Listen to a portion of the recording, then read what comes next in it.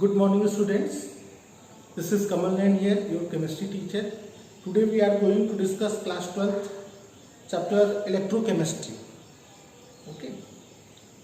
Electrochemistry is basically based on the conversion of chemical energy into electrical energy through spontaneous reaction and conversion of electrical energy into chemical energy in non-spontaneous reactions. Okay कहने का मतलब कि ये जो chapter हम पढ़ने जा रहे हैं इसमें ये पढ़ने जा रहे हैं कि कैसे रिडॉक्स रिएक्शन को यूज़ करके हम केमिकल एनर्जी को इलेक्ट्रिकल एनर्जी में और इलेक्ट्रिकल एनर्जी को केमिकल एनर्जी में कन्वर्ट करेंगे। अब बात आती है कि आपको कहाँ आपकी ये एग्जाम्पल्स मिलेंगे। तो आपने घर में बैटरीज देखी हैं, उसमें केमिकल एनर्जी स्टोर है, उसको हम लोग इलेक्ट्रिकल एनर्जी में कन्वर्ट करते हैं। जैसे हमारे घर में इन्वर्टर लगा हुआ है, उस इन्वर्टर को जब हम लोग चार्ज करते हैं तो वो इलेक्ट्रिकल एनर्जी को केमिकल एनर्जी में रिस्टोर करता है, और जब लाइट कट जाती है, इलेक्ट्रिसिटी सप्लाई ऑफ हो जाती है, तो वो जो केमिकल एनर्जी उस बैटरी के अंदर स्टोर होती है उसको कन्वर्ट करता है किसमें, इलेक्ट्रिकल एनर्जी में। तो हमारे फैन चलना स्टार्ट हो जाते हैं। ठीक है, इलेक्ट्रोकेमिस्ट्री को जो हम डिस्कस करने जा रहे हैं, it is basically divided in 3 parts according to me. The first one is a galvanic cell. Here electrical energy, chemical energy converted into electrical energy. In this part we are going to discuss Nernst equation, electrode potential, cell potential, Daniell cell, reversibility of Daniell cell. And in electrolytic cell, how electrolysis occur, Faraday's first law, Faraday's second law, molar conductivity, equivalent conductivity, conductance, Colrat's law, these topics. And these batteries and corrosion batteries, primary batteries and secondary batteries, this part. Okay, let's start the chapter. First we start a topic.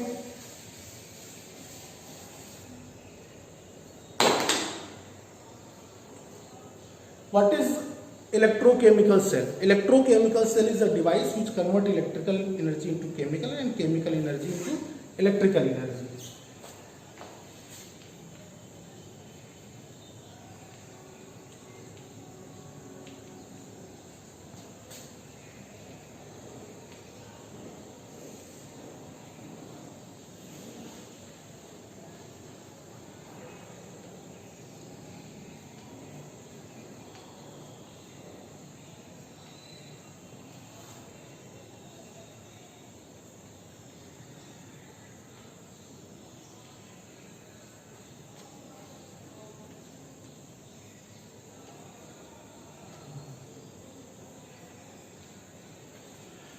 Electrochemical cell are two types: electrolytic cell or galvanic cell. Here we first discuss the galvanic cell. Electrolytic cell we are going to discuss in the second part. Okay, first we start galvanic cell.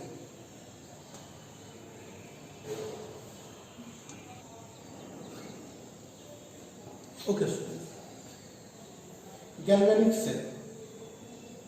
This cell convert chemical energy into electrical energy.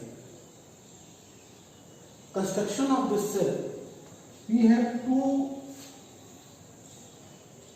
beakers,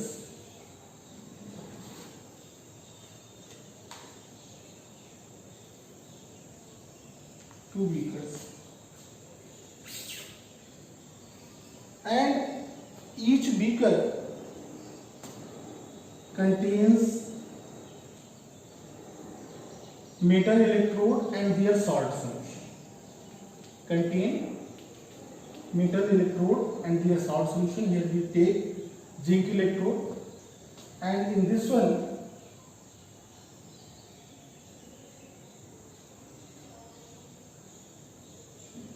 we take copper electrode,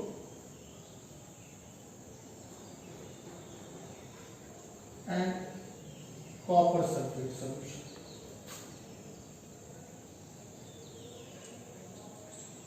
Okay. When we put these rods into this solution, only heating effect occur.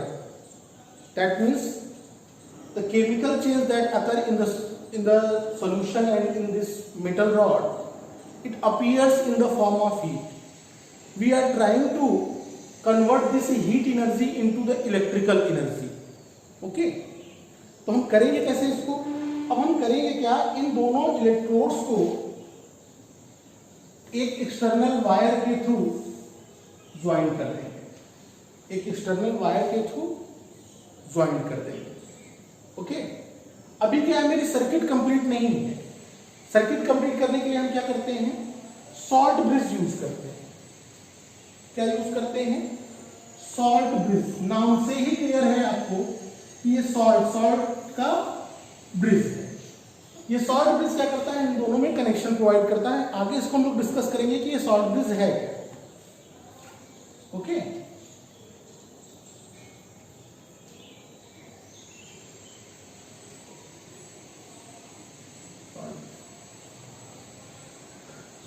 as soon as these two compartments are connected with the salt bridge, the current starts flowing through the external circuit. Current will start flowing through the external circuit. जैसे ही इसको हम connect करते हैं, current external circuit से flow करने लगता है. तो पहले हम यहाँ पे वोल्ट मीटर नहीं लगाते, हम पहले गैल्वेनोमीटर वहाँ पे इंट्रोड्यूस कर देते हैं. वो गैल्वेनोमीटर मुझे बता देता है कि करंट का डायरेक्शन क्या है. जब हम गैल्वेनोमीटर लगाते हैं तो मुझे बताता है वो कि ये करंट का डायरेक्शन है. That means current flowing from copper electrode to zinc electrode. Okay, और जैसा कि हमने फिजिक्स में पढ़ के रखा है कि करंट जिस डायरेक्शन में फ्लो करता है उसके अपोजिट डायरेक्शन में क्या फ्लो करेगा, इलेक्ट्रॉन. ओके, तो फिजिक्स की कन्वीनियंस के अकॉर्डिंग ये कौन सा इलेक्ट्रोड हुआ आपका, पॉजिटिवली चार्ज, और ये कौन सा हुआ, नेगेटिवली चार्ज. ठीक, बट हमारी जो केमिस्ट्री कहती है यहां पे क्या हुआ, इस कंपार्टमेंट में क्या हो रहा है, यहां से इलेक्ट्रॉन क्यों प्रोड्यूस हुआ. इस कंपार्टमेंट में इलेक्ट्रॉन इसलिए प्रोड्यूस हुआ, ये जो जिंक है वो Zn2+ के फॉर्म में आया. Zinc undergo oxidation and gives 2 electrons. ठीक है, these 2 electrons move through this external circuit and come at copper electrode. Come at copper electrode. Here copper ions present in the solution reach the electrode and take 2 electrons converted into copper. Due to this rod becomes thicker and this rod becomes thinner. ये rod मोटी होती जाएगी और ये rod पतली होती जाएगी. Okay, इतना क्लियर है आपको कि यहाँ पर क्या होता है, जिंक 2 इलेक्ट्रॉन्स को 2 इलेक्ट्रॉन्स लूज करता है. वो 2 इलेक्ट्रॉन्स इस सर्किट के थ्रू मूव करते हैं और इस कॉपर इलेक्ट्रोड पे आते हैं. सोल्यूशन में जो पहले से कॉपर सल्फेट में Cu2+ आयन है वो जाके उस 2 इलेक्ट्रॉन्स को लेकर रिड्यूस हो जाता है. तो ये आपका कौन सा हाफ हुआ, ऑक्सीडेशन हाफ, और ये रिडक्शन हाफ. ओके, हमारे यहां इन केमिस्ट्री एक वो है कि red cat and ox means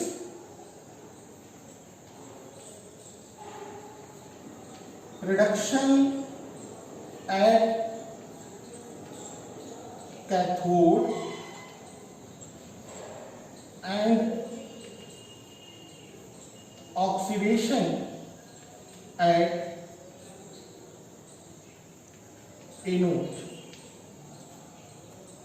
तो इस साइड में ऑक्सीडेशन हो रहा है तो ये आपका क्या हो गया, एनोड. इस साइड में क्या हो रहा है, रिडक्शन, ये क्या हो गया, कैथोड. अभी तक आपने स्टडी करके रखा है कैथोड क्या होता है, नेगेटिवली चार्ज होता है, और एनोड क्या होता है, पॉजिटिवली चार्ज होता है. But in this cell anode is negatively charge and cathode is positively charge. ये इंपॉर्टेंट है, इसको याद करके आपको रखना है. कि डेनियल सेल, गैल्वेनिक सेल में जो इलेक्ट्रोकेमिकल सेल होते हैं उनमें होता क्या है कि जो एनोड होता है वो नेगेटिवली चार्ज होता है और कैथोड पॉजिटिवली चार्ज, जबकि जनरली ये होता है कि कैथोड आपका नेगेटिवली चार्ज होता है और एनोड पॉजिटिवली चार्ज होता है। इतना फंडा क्लियर? इसके थ्रू यहां पर जो पोटेंशियल हमें मिलता है वो 1.10 वोल्ट मिलता है। क्या मिलता है? 1.10 वोल्ट। हम डिस्कस करेंगे, मैं आपको बताऊंगा कि यहाँ पे 1.10 वोल्ट ये वैल्यू आती कहां से है। वोल्ट मीटर भी लगा हुआ है, कैसे आई ये हम लोग डिस्कस करेंगे। अब क्वेश्चन ये आया कि ये जो हम कर रहे हैं आखिर इलेक्ट्रॉन यहां से फ्लो करके उस तरफ गया ही क्यों? इलेक्ट्रॉन किसी पोजीशन से अपनी किसी एक पोजीशन से दूसरी पोजीशन पे मूव क्यों करता है? क्वेश्चन ये आ गया, why electron move from zinc electrode to copper electrode. तो हमने फिजिक्स में पढ़ के रखा है कि इलेक्ट्रॉन तभी मूव करेगा जब दो पॉइंट्स के बीच में, दो टर्मिनल्स के बीच में पोटेंशियल डिफरेंस होगा। हमेशा हायर पोटेंशियल से लोअर पोटेंशियल की तरफ आपका करंट जाता है, उसके अपोजिट डायरेक्शन में इलेक्ट्रॉन्स आते हैं। इसका मतलब इलेक्ट्रॉन अगर यहां से यहां गया तो पोटेंशियल का डिफरेंस हुआ होगा, इसलिए उसने मूव किया। तो इन दोनों के जिंक को जब हमने जिंक सल्फेट सोल्यूशन में डीप किया, कॉपर को कॉपर सल्फेट सोल्यूशन में डीप करके जब कनेक्ट किया तो दोनों के इलेक्ट्रोड पोटेंशियल में डिफरेंस था। इस वजह से इलेक्ट्रॉन जिंक इलेक्ट्रोड से मूव करके कॉपर इलेक्ट्रोड की तरफ गया। अब बात ये आती है कि अगर ये सॉल्ट ब्रिज नहीं होता तो क्या होता? अगर ये सॉल्ट ब्रिज नहीं होता तो बस केवल हीटिंग इफेक्ट होता, करंट फ्लो नहीं करता। ठीक है, हीटिंग इफेक्ट होता, करंट फ्लो नहीं करता। आप ये कहेंगे अगर ये सॉल्ट ब्रिज सर आप हटा दीजिए, दोनों सॉल्यूशन को एक साथ रख दीजिए, अलग अलग दोनों को एक ही उसमें डाल दीजिए, दोनों मिक्स हो जाए। जब दोनों मिक्स हो जाएंगे तो वहीं पे इलेक्ट्रॉन का एक्सचेंज कर लेंगे, एक्सटर्नल सर्किट से जाने की नीड क्या है? जिंक और कॉपर वहीं पे क्या करेंगे, जिंक आयन कॉपर आयन वहीं पे इलेक्ट्रॉन का एक्सचेंज कर लेंगे, उनको एक्सटर्नल सर्किट से जाने की नीड क्या पड़ेगी? तो इसलिए इसको दो सेपरेट कंपार्टमेंट में रखा जाता है और यहाँ पर सॉल्ट ब्रिज लगाया जाता है। अब हम लोग डिस्कस करेंगे कि सॉल्ट ब्रिज क्या होता है। क्या डिस्कस करेंगे? Salt bridge. ओके, अच्छा उसके पहले आते हैं, ये जो डेनियल सेल है, इस डेनियल सेल का रिएक्शन क्या होगा, ओवरऑल रिएक्शन। ये जो गैल्वेनिक सेल लिया है उसमें मैंने एग्जांपल डेनियल सेल ले लिया है। डेनियल सेल गैल्वेनिक सेल का ही एक टाइप है। तो एट एनोड पे क्या रिएक्शन हो रहा है? Zinc solid is converted into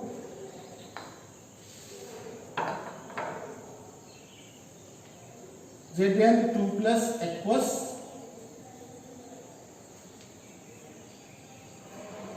plus 2 electron at cathode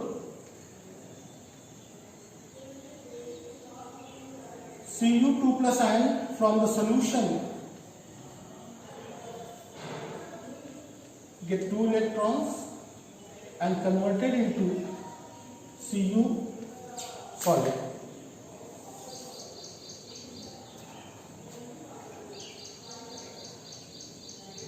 overall reaction क्या होगा इनका?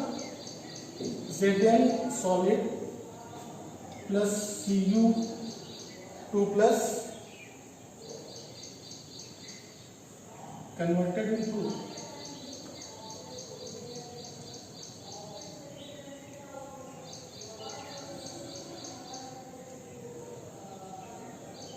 Cu solid। ये इस डेनियल सेल का ओवरऑल रिएक्शन है। ओके, नोट कर लिया आप, फिर आगे चलें। अब हम बात करेंगे सॉल्ट ब्रिज की।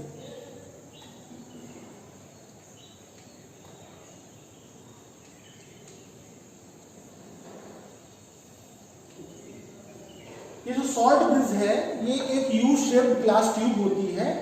उसमें अगर एक रेड कलर की एल्गी होती है, उस अगर एल्गी को हीट करके उसके अंदर 5% इनर्ट इलेक्ट्रोलाइटिक सोल्यूशन उसके अंदर हम लोग डाल देते हैं, वो पोरस नेचर का होता है। तो उसके अंदर 5% इनर्ट इलेक्ट्रोलाइट, एक वर्ड आ गया इनर्ट इलेक्ट्रोलाइट, उसको हम लोग फर्दर डिस्कस करेंगे। तो उस इनर्ट इलेक्ट्रोलाइट सोल्यूशन को उसमें डाल देते हैं। इनर्ट इलेक्ट्रोलाइट कई हैं, जैसे आपका KCl हो गया, NH4Cl हो गया। तो इस तरीके से ढेर सारी आपकी इनर्ट इलेक्ट्रोलाइट्स हैं। ओके, तो उनको उसमें डीप करके जब उसको कूल करते हैं तो वो सेमी सॉलिड हो जाता है। फिर उसको हम इन्वर्ट भी कर देंगे तो वो गिरने से नहीं रहा। यहाँ पे कॉटन प्लग लगा के सॉल्ट ब्रिज को लगा देते हैं। अब इस सॉल्ट ब्रिज को लगाने का काम क्या था? सबसे पहला वर्क ये है कि ये सॉल्ट ब्रिज प्रिवेंट करता है कि ये दोनों सॉल्यूशन मिक्स ना हो, इनकी इंटरमिक्सिंग को रोकता है। ये सॉल्ट ब्रिज क्या करता है? इन दो सॉल्यूशन की इंटरमिक्सिंग को रोक देता है। ओके, सेकेंड वर्क क्या करता है? एक प्रॉब्लम आती है जब ये रिएक्शन होता रहता है तो वहां पे एक प्रॉब्लम आती है। यहां पे क्या होता है कि Zn2+ आयंस, ये जो रॉड है ये डिसॉल्व होती जाती है। इसमें से Zn2+ आयंस इस सॉल्यूशन में आते हैं, जिसकी वजह से ये पूरा सॉल्यूशन जो है वो पॉजिटिवली चार्ज हो जाता है। और यहाँ पे जो इसमें कॉपर सल्फेट था तो Cu2+ और इसमें क्या होंगे? SO4 जब Cu2+ आयंस इसके ऊपर डिपॉजिट होते चले जाएंगे तो यहाँ पे क्या बचेगा? सल्फेट आयंस जो इस कंपार्टमेंट को, इस हाफ सेल को क्या करेंगे? निगेटिवली चार्ज करना स्टार्ट कर देंगे। ठीक है, ये निगेटिवली चार्ज, ये पॉजिटिवली चार्ज। तो ये जो सॉल्ट ब्रिज है ये इसकी इलेक्ट्रिकल न्यूट्रलिटी को मेंटेन करता है। जब ये पॉजिटिव चार्ज होने लगता है तो यहां से ये सल्फेट आयंस को पास कराता है इधर। ठीक है, तो जब यहां पे सल्फेट आयंस आते हैं तो वो इस जिंक आयन को क्या करते हैं? बैलेंस कर देते हैं। ये इलेक्ट्रिकली न्यूट्रल हो गया। और यहां से जब सल्फेट आयंस आएंगे तो ये अपने आप धीरे धीरे अपनी इलेक्ट्रिकल न्यूट्रलिटी को मेंटेन कर लेगा। तो सॉल्ट ब्रिज की ये दो फंक्शन है। ठीक है, सॉल्ट ब्रिज क्या होता है? Salt bridge is prepared by using a U shaped glass tube in which अगर and 5% solution of inert electrolyte is filled. When it is cooled it becomes semi solid and used in this. Use तो मैंने आपको बता ही दिया। Use क्या है? ये जो सॉल्ट ब्रिज है क्या करता है? इंटरमिक्सिंग को रोकता है, इलेक्ट्रिकल न्यूट्रलिटी को मेंटेन करता है। ठीक है, ये दो फंक्शन आप इसके याद करके रखिए। वो क्वेश्चन आता है what is salt bridge and what is its function. आगे चलते हैं। अब हम ये जो दो हाफ सेल हैं, ये जो दो कंपार्टमेंट हैं, इनको हाफ सेल बोला जाता है। क्या बोला जाता है? Half cell. ये ऑक्सीडेशन हाफ सेल है और ये रिडक्शन हाफ सेल है। ठीक है, एक ऑक्सीडेशन हाफ सेल हो गया आपका और दूसरा आपका रिडक्शन हाफ सेल हो गया। ठीक, अब इसके आगे जब हम फर्दर आगे बढ़ते हैं तो टॉपिक है रिवर्सिबिलिटी ऑफ सेल, उसको थोड़ा मैं बाद में डिस्कस करूंगा। अब मैं आ रहा हूं आपसे डिस्कस करने के लिए कि व्हाट इज इलेक्ट्रोड पोटेंशियल। एक वर्ड आया था ना कि पोटेंशियल का डिफरेंस है, तो पोटेंशियल का डिफरेंस कहां से आ गया, क्या हो गया?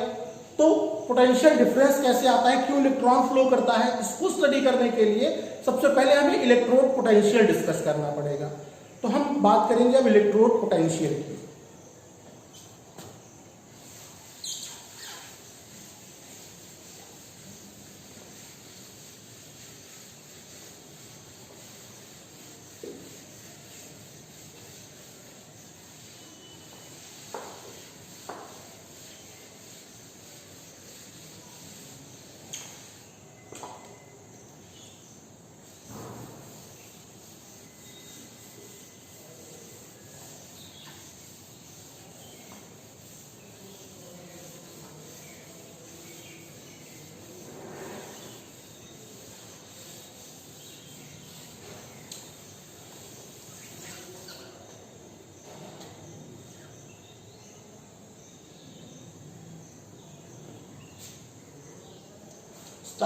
स्टार्ट करने जा रहे हैं इलेक्ट्रोड पोटेंशियल।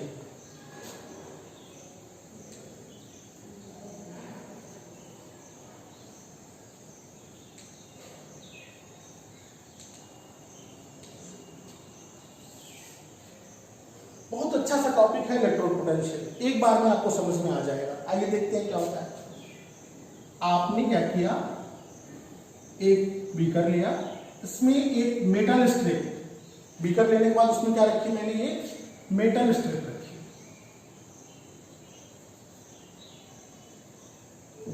मैं बीकर को थोड़ा सा और बड़ा कर दे रहा हूं।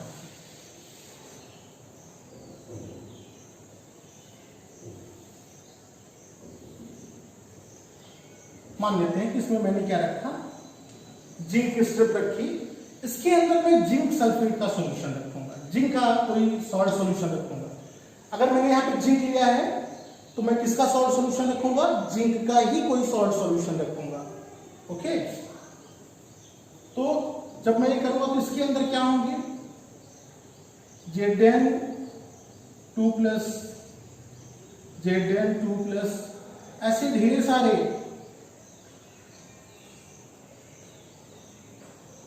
Zn2+ आयंस इसमें प्रेजेंट होंगे। और यहां पर क्या होगा, इस मेटल स्ट्रिप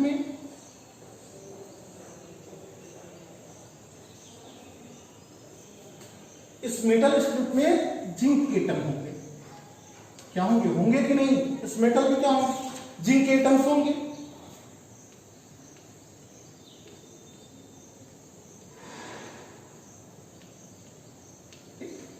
अब होता क्या है, as soon as the strip is deep into the solution, a competition start, यहां पर एक अपोजिट कंपटीशन स्टार्ट हो जाता है। कंपटीशन क्या है,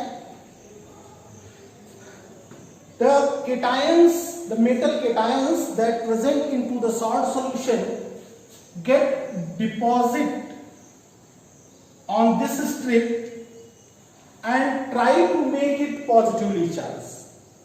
क्या हुआ, Zn2+ ion from solution get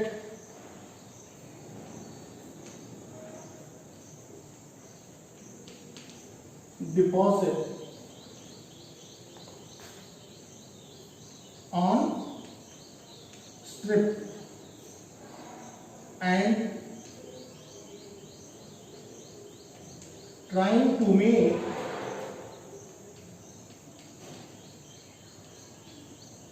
positively charged. The metal ions, zinc के जो केटायंस हैं, they are get deposited into the metal strip and trying to make it positively charged. At the same time, the metal atoms dissolve into the solution.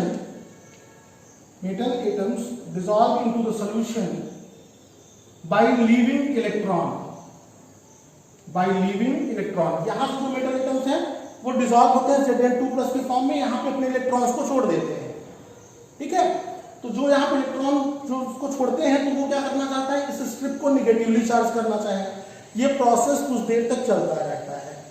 कुछ समय के बाद ये equilibrium को attain कर लेते हैं। इसको अटेन कर लेते हैं इक्विलिब्रियम, मतलब जिस रेट से ये डिपॉजिट हो रहा है उस रेट से डिसॉल्व हो रहा है। तो इस इक्विलिब्रियम पे आने पे ये स्ट्रिप आइदर पॉजिटिवली चार्ज और नेगेटिवली चार्ज, ये जो स्ट्रिप है या तो पॉजिटिवली चार्ज हो जाती है या तो फिर निगेटिवली चार्ज हो जाती है। तो डिफिनीशन क्या बनती है, the potential when a metal dipped into their salt solution, there is a two opposite process takes place. The first one is the ions present in the solution deposited on the electrode on the metal strip and try to make positively charged, and at the same time metal atoms dissolve into the solution by leaving electron on the strip and try to make it negatively charged. At the stage of equilibrium, it either gain positive charge or negative charge. This electrode difference, this electric potential difference is known as electrode potential. Simple सी भाषा में कहा जाए कि the electric potential difference between the salt solution and the metal strip is known as electrode potential. Definitions जो है वो PDF file में आपको अच्छी खासी मिल जाएगी। ठीक है, ये इलेक्ट्रोड पोटेंशियल होता है। तो यहाँ पे या तो ये पॉजिटिवली चार्ज होगा या तो ये निगेटिवली चार्ज होगा। अब हम आगे चलते हैं ये डिस्कस करने के लिए कि ये पॉजिटिवली चार्ज हुआ या फिर निगेटिवली चार्ज हुआ, तो इसको मेजर कैसे करेंगे, इसकी वैल्यू कैसे आएगी, इसकी मेजरमेंट की कैसे आएगी, इस पे कितने यूनिट पॉजिटिव चार्जेस आ गए, कितने यूनिट निगेटिव चार्जेस आ गए। तो इसको मेजर करने के लिए एक नई चीज इंट्रोड्यूस की गई, जिसको हम लोग SHE बोलते हैं। क्या बोलते हैं? SHE, standard hydrogen electrode. क्या बोलते हैं? Standard hydrogen electrode.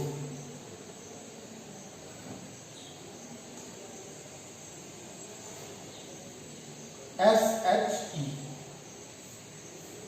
Standard hydrogen electrode. SHE का कंस्ट्रक्शन पहले हम डिस्कस कर लेते हैं।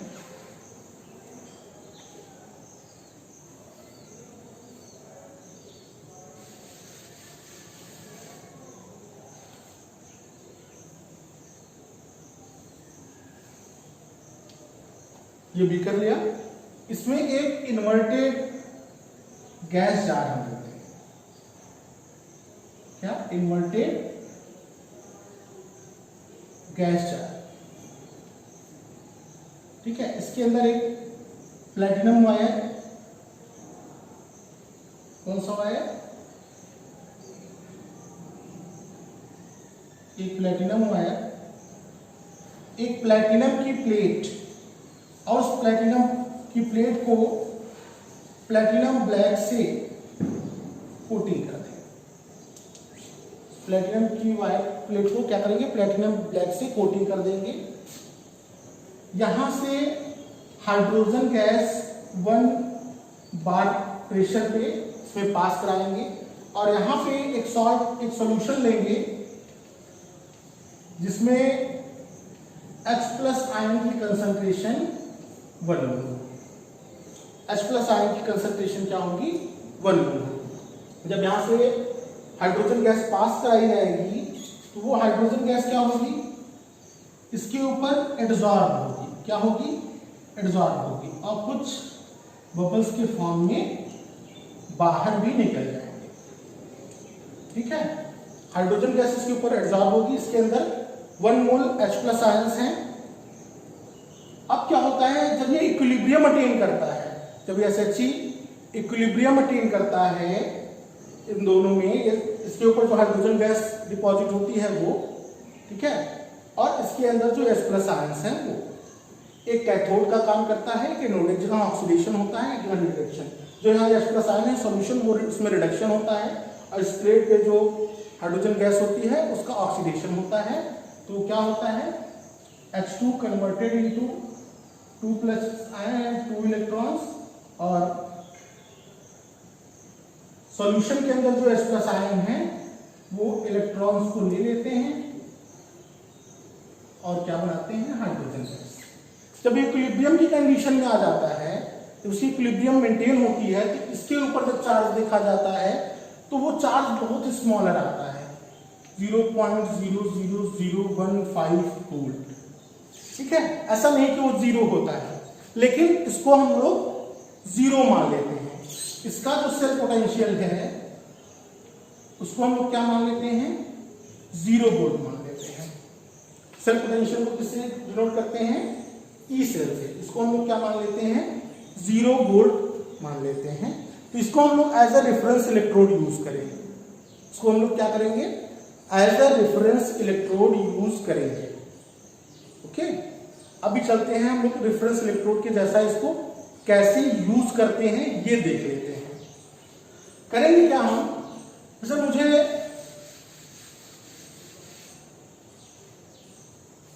जिंक इलेक्ट्रोड का इलेक्ट्रोड पोटेंशियल निकालना है, तो मैं करूंगा क्या? एक बीकर लिया, इसमें जिंक इलेक्ट्रोड जिंक सल्फेट के साथ, ठीक है, सॉल्यूशन किसका है? जिंक सल्फेट का। इसको मैं कनेक्ट कर दूंगा इसके थ्रू वोल्ट मीटर और सॉल्ट ब्रिज के थ्रू। हम ये चेक कर लेंगे किधर से करंट फ्लो कर रहा है, किधर से इलेक्ट्रॉन फ्लो कर रहा है। तो इस साइड से इलेक्ट्रॉन फ्लो करता है और इस साइड से करंट फ्लो करता है। तो ये आपका पॉजिटिव यूनिट, ये आपका क्या हो गया? पॉजिटिव इन, जिसको हम लोग क्या बोलेंगे, रिडक्शन हो रहा है तो क्या बोलेंगे, कैथोड। और ये आपका निगेटिव इलेक्ट्रोड, इसको क्या बोलेंगे आप लोग, एनोड। ठीक है, इतना सब कुछ इसके अंदर ये सेटअप कर देंगे। तो यहां पर जो पोटेंशियल आता है, यहां इस जगह पे जो पोटेंशियल आता है वो कितना होता है, 0.76 वोल्ट। कितना आता है, 0.76 वोल्ट। अब कहेंगे सर सेल पोटेंशियल कैसे कैलकुलेट करते हैं, सेल पोटेंशियल कैसे कैलकुलेट करते हैं। तो आइए देख लेते हैं कि सेल पोटेंशियल कैसे कैलकुलेट करते हैं। सेल पोटेंशियल का क्या है, जब कोई मैंने सेल सेटअप किया तो उसमें दो चीजें होती हैं, ई सेल, एक आपका क्या होता है, ई रिडक्शन और ई ऑक्सीडेशन। ठीक है, जैसे मैं डेनियल सेल की बात करूं तो वहां पे क्या रहता है, Zn solid plus Cu2 plus is converted into Zn2 plus Cu solid, यही होता है। इसमें ऑक्सीडेशन किसका हो रहा है, जिंक का, और रिडक्शन किसका हो रहा है, कॉपर का।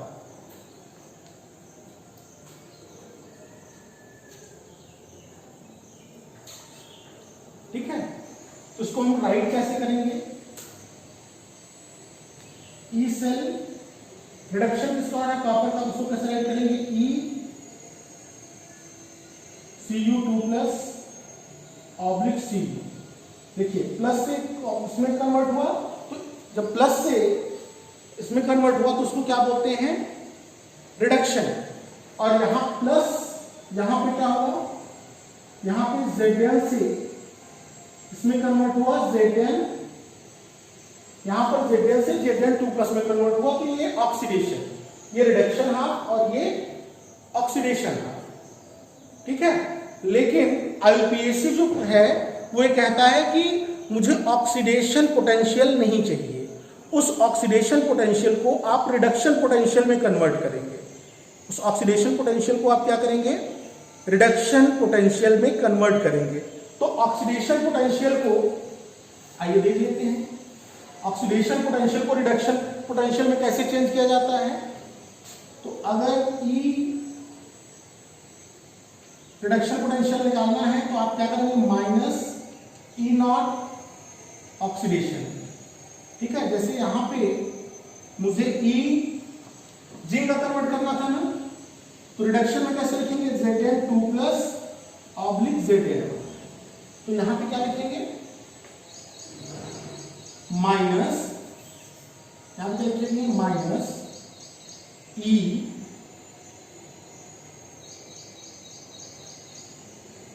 Zn2 Zn2 प्लस, ये ऑक्सीडेशन हाफ था।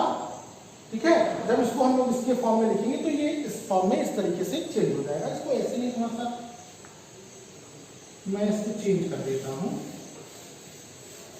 कैसे इसको राइट करेंगे, मुझे रिडक्शन लेना है तो ई Zn2 प्लस से Zn क्या लिखूंगा, माइनस ई Zn से Zn2 प्लस, ये ऑक्सीडेशन पोटेंशियल है, ये रिडक्शन। तो ये जो फॉर्मूला यहाँ पे मैंने राइट किया था अभी, ये ऊपर जो फॉर्मूला मैंने राइट किया था, इस फॉर्मूले को मैं क्या करूंगा, चेंज करूंगा। जब इसको मैं चेंज करूंगा तो ये क्या आएगा, ये तो रिडक्शन के फॉर्म में है, लेकिन ये किसके फॉर्म में है, ये ऑक्सीडेशन के फॉर्म में है। यहाँ पे माइनस करूंगा तो ये भी रिडक्शन पोटेंशियल देने लगेगा। तो क्या हो जाएगा, E Cu2 plus oblique Cu minus E Zn2 plus oblique Zn। हुआ तो इसका ऑक्सीडेशन है, लेकिन उसको किस फॉर्म में लिखना है, रिडक्शन के फॉर्म में लिखना है, इसलिए मैंने इसको इस तरीके से चेंज कर दिया। ठीक है, अभी मैं बताता हूं आपको एक बात, तो आपको और बता दूं, एक वर्ड आता है standard electrode potential. Standard electrode potential को ई नॉट सेल से रिप्रेजेंट करते हैं, ई नॉट से रिप्रेजेंट करते हैं, स्पेशली किससे रिप्रेजेंट करते हैं, ई नॉट से रिप्रेजेंट करते हैं। स्टैंडर्ड इलेक्ट्रोड पोटेंशियल क्या होता है, जो मैंने स्ट्रिप डीप की थी, उस स्ट्रिप को जो सॉल्ट सॉल्यूशन है उसकी कंसंट्रेशन कितनी होनी चाहिए, 1 मोल। जो ये मैंने अभी आपको इलेक्ट्रोड पोटेंशियल निकालना बताया था, उसमें आपने स्ट्रिप डीप की, तो इसके अंदर जो सॉल्यूशन है उसकी कंसंट्रेशन, जैसे मैंने Zn अभी आपके लिए ZnSO4 किया था, तो ZnSO4 की कंसंट्रेशन कितनी होनी चाहिए, 1 मोल होनी चाहिए। और प्रेशर कितना होना चाहिए, 1 बार। प्रेशर कितना होना चाहिए, 1 बार, या कहीं कहीं पे 1 atm भी लेते हैं, प्रेशर 1 बार। और टेम्परेचर कितना होना चाहिए, 273 केल्विन, या जनरली हम लोग 298 लेते हैं, सॉरी 290 रूम टेम्परेचर की बात करते हैं। यहाँ पे टेम्परेचर को 298 रखा जाता है, प्रेशर को 1 बार रखा जाता है। और जो सॉल्ट सॉल्यूशन होता है उसको क्या करते हैं, उसका 1 मोल लेते हैं, उसमें डीप करके जब इसका इलेक्ट्रोड पोटेंशियल निकालना शुरू करेंगे तो उसको हम लोग बोलते हैं स्टैंडर्ड इलेक्ट्रोड पोटेंशियल, और उसको रिप्रेजेंट कर दिया जाता है ई नॉट से। तो जनरली जब हम किसी का स्टैंड निकालने जाते हैं तो हम लोग स्टैंडर्ड इलेक्ट्रोड पोटेंशियल ही निकालते हैं। क्या निकालते हैं, स्टैंडर्ड इलेक्ट्रोड पोटेंशियल। तो मैं क्या करूंगा, यहां पे नॉट लगा दूंगा, क्या लगा दूंगा बेटा जी, यहां पे नॉट। तो क्या हो गया, standard reduction potential of copper और standard reduction potential of zinc. ये तो मैंने आपको डेरियल सेल के ऊपर बता दिया। अब आते हैं हम इस SHE के ऊपर, इसके ऊपर आते हैं, SHE के ऊपर आते हैं और बात करते हैं SHE। तो SHE में क्या हुआ, E not cell is equal to,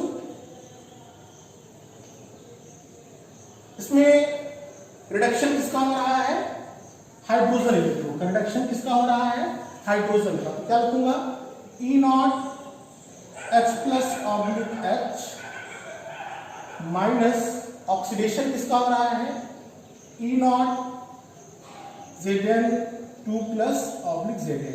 देखिए इसको मैंने चेंज करके लिखा है, रिडक्शन के फॉर्म में लिखा है ना, इसको किस फॉर्म में लिखा है, रिडक्शन के फॉर्म में लिखा है, इसलिए E not Zn2 plus oblique Zn, ये रिडक्शन पोटेंशियल लिखा है।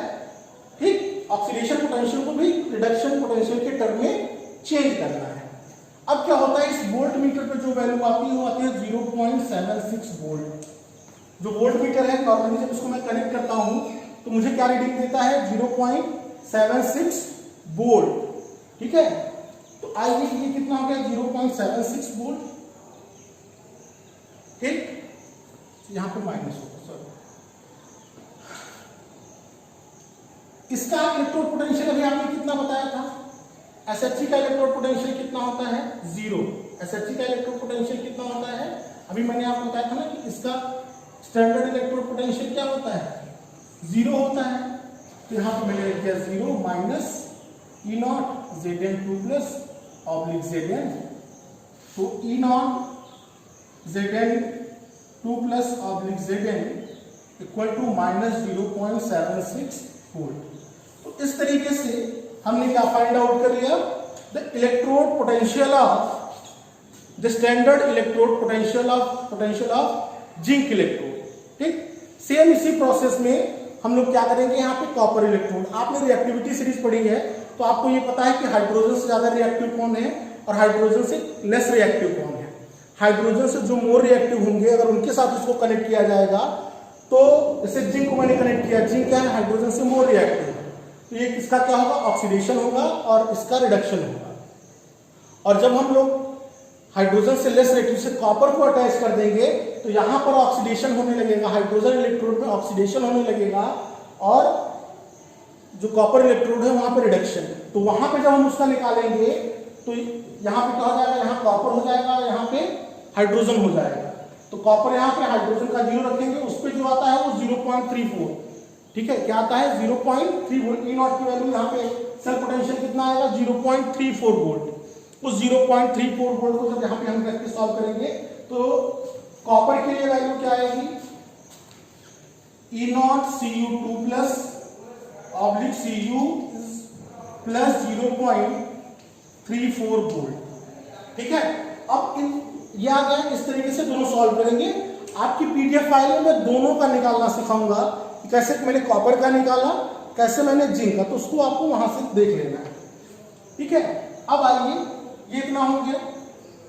अगर ये वैल्यू मैं यहाँ डेनियल सेल के इक्वेशन में रख देता हूं तो ये कितना हो गया 0.34 माइनस, और जिंक का कितना होता है माइनस, तो माइनस माइनस प्लस 0.76, जब इसको ऐड करेंगे तो कितना आएगा 1.10 वोल्ट। क्या आएगा 1.10 वोल्ट। मैंने आपको बता के रखा था कि डेनियल सेल जब मैंने फर्स्ट फॉर्म किया था, जब मैंने उसको कंस्ट्रक्ट किया था, मैंने कहा था उसका सेल पोटेंशियल कितना आता है 1.10 वोल्ट। देखिए आ गया ना 1.10 वोल्ट। इस तरीके से इसको हम लोग कैलकुलेट करते हैं। ओके, अब मुझे एक टॉपिक और पढ़ानी रह गई इसमें, जो आप लोगों को जानना है, सेल रिप्रेजेंटेशन। सेल को रिप्रेजेंट कैसे किया जाता है पहला, और रिवर्सिबिलिटी ऑफ सेल। ठीक है, आगे हम डिस्कस करेंगे रिप्रेजेंटेशन ऑफ सेल, फिर उसके बाद डिस्कस करेंगे रिवर्सिबिलिटी ऑफ सेल।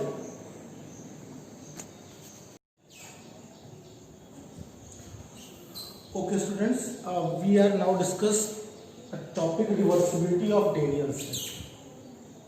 अब हम डिस्कस करने जा रहे हैं reversibility of Daniell cell. Okay, तो यहाँ पे 3 केसेस डिस्कस करनी है अपने आपको। First case, when cell potential, इस सेल का जो पोटेंशियल है, when cell potential is greater than external potential. मैंने क्या किया, ये डेनियल सेल होता था, इसमें एक एक्सटर्नल सर्किट लगा दी। अब यहाँ पे जो मैं एक्सटर्नल पोटेंशियल इसके ऊपर जो लगा रहा हूँ वो क्या है, ई सेल से स्मॉलर है।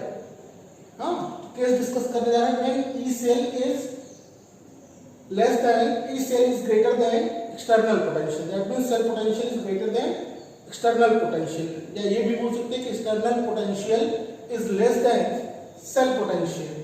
ओके, ये हमारा क्या था जिंक इलेक्ट्रोड, ये क्या था कॉपर इलेक्ट्रोड। इस केस में ये जो डेनियल सेल है जैसे वर्क करता था, करंट कॉपर इलेक्ट्रोड से जिंक इलेक्ट्रोड की तरफ और इलेक्ट्रॉन जिंक इलेक्ट्रोड से कॉपर इलेक्ट्रोड की तरफ फ्लो करेंगे। ये electrochemical cell, that means galvanic cell के जैसा ही बिहेव करेगा, और ये जिंक रॉड थिन होती जाएगी और ये कॉपर रॉड थिक होती जाएगी।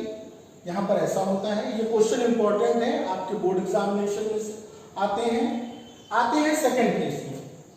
सेकंड केस में क्या है, this one is a zinc and this one is a copper. इस केस में क्या होगा, when E cell is equal to the external potential, that means cell potential और जो मैंने एक्सटर्नल पोटेंशियल इसके ऊपर अप्लाई किया है वो दोनों क्या है, इक्वल है। जब ये दोनों इक्वल है उस कंडीशन में सेल क्या होता है, सेल इक्विलिब्रियम में होता है। सेल कैसे में होता है, इक्विलिब्रियम में होता है। ओके, कहने का मतलब no current flow and no electron flow takes place. Cell work नहीं करेगा, उसका सेल पोटेंशियल यहाँ पे 0 आएगा, न तो इसमें इलेक्ट्रॉन फ्लो करेगा और न ही करंट का फ्लो होगा यहाँ पे इस कंडीशन में, इक्विलिब्रियम में। ठीक, थर्ड केस है when E cell Z copper.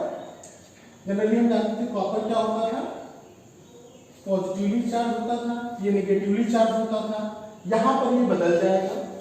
अभी मैंने आपको यहां पे पढ़ाया था कि यहाँ पे इसके पहले डेनियल सेल में क्या मैंने पढ़ाया था आपको कि जो जिंक इलेक्ट्रोड होता है वो नेगेटिवली चार्ज होता है, ये पॉजिटिवली चार्ज होता है। ठीक है, यहां पर ऐसा नहीं होगा। When external potential is greater than cell potential, cell behaves as a electrolytic cell. ये डेनियल सेल का जस्ट अपोजिट हो जाएगा और इलेक्ट्रोलाइटिक सेल के जैसा बिहेव करने लगेगा। यहां पर केमिकल एनर्जी से इलेक्ट्रिकल एनर्जी नहीं होगी, यहां पर इलेक्ट्रिकल एनर्जी केमिकल एनर्जी में कन्वर्ट होना स्टार्ट हो जाएगा। क्या होगा, जो इलेक्ट्रिकल एनर्जी है वो केमिकल एनर्जी में कन्वर्ट होने लगेगी। ये ध्यान रखना है आपको। तो ये कैसा हो जाएगा, निगेटिवली चार्ज और ये पॉजिटिवली चार्ज।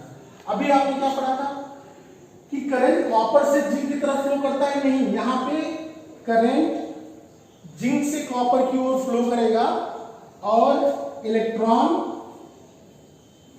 कॉपर से जिंक की ओर।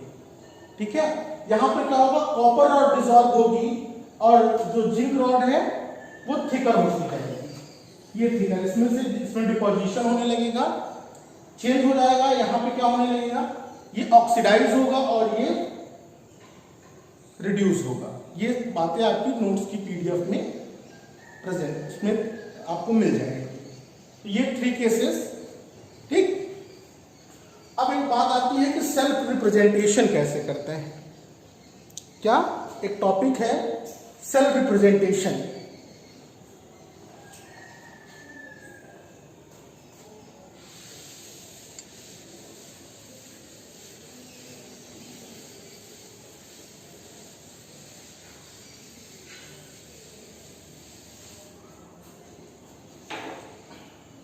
डेनियल सेल का रिएक्शन क्या होता है? Daniell cell Zn solid plus Cu2 plus aqueous form Zn2 plus aqueous plus Cu solid ना। तो मैं डिस्कस क्या करने जा रहा हूं आपसे,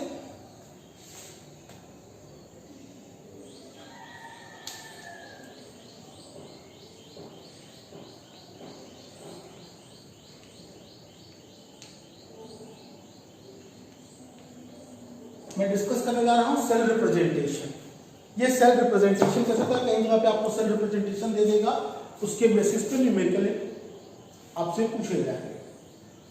ओके, तो ये जो शॉर्ट ब्रिज है, शॉर्ट ब्रिज को हम लोग डबल वर्टिकल लाइन से ड्रॉ करते हैं। जब डबल वर्टिकल लाइन ड्रॉ करते हैं तो वो क्या रिप्रेजेंट करता है, शॉर्ट ब्रिज।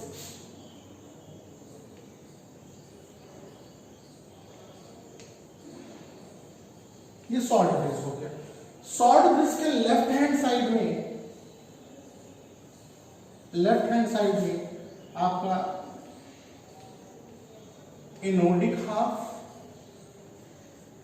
लेफ्ट साइड में एनोडिक हाफ सेल, या इसको बोल सकते हैं ऑक्सीडेशन हाफ, ठीक है। और राइट साइड में क्या लिखेंगे, राइट साइड में क्या लिखेंगे, कैथोडिक हाफ और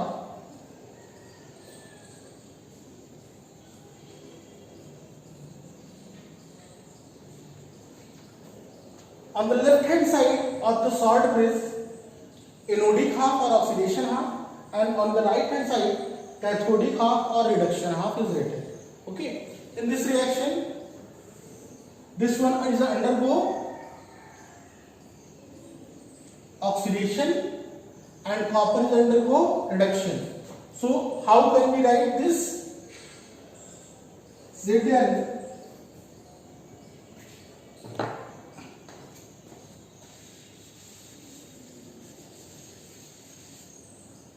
Zn solid single vertical line Zn2 plus aqueous, देखिए इसका ऑक्सीडेशन हो गया, और इस साइड में Cu2 प्लस सोल्यूशन में था, Cu2 प्लस कहां था, सोल्यूशन में था, अब वो किस में कन्वर्ट हो जाएगा, Cu सॉलिड। ये जो सिंगल वर्टिकल लाइन है ये phase transfer, single vertical line क्या शो करती है, फेज ट्रांसफर, और डबल वर्टिकल लाइन क्या शो करती है, शॉर्ट ब्रिज। तो शॉर्ट ब्रिज के लेफ्ट हैंड साइड में एनोडिक हाफ है, ऑक्सीडेशन हाफ आपको राइट करना है। तो रेडियल सेल में जिंक ऑक्सीडेशन होता है, देखिए जिंक से क्या बना, Zn2 प्लस आयन बना, ये ऑक्सीडाइज हुआ, और सेकेंड कंपार्टमेंट में क्या होता था, जो Cu2 प्लस आयंस थे वो 2 इलेक्ट्रॉन्स गेन करके कॉपर सॉलिड में कन्वर्ट हो जाते थे, तो इन्होंने Cu2 प्लस से इसमें कन्वर्ट हो गया Cu, ये आपका हो गया। अब हम आगे की तरफ चलते हैं फर्दर। तो अगला जो लेक्चर होगा उसमें हम लोग डिस्कस करेंगे नेक्स्ट इक्वेशन, ठीक है, नेक्स्ट इक्वेशन, और नस्ट इक्वेशन पे न्यूमेरिकल्स, दो टॉपिक उसमें और डिस्कस करने हैं। दो टॉपिक हैं, एक है गिब्स फ्री एनर्जी, ठीक है, उसको डिस्कस करेंगे, और equilibrium constant from Nernst equation. ये सेकंड इलेक्ट्रोकेमिस्ट्री के जो लेक्चर सेकंड होगा उसमें हम लोग डिस्कस करेंगे। Okay, thank you for today.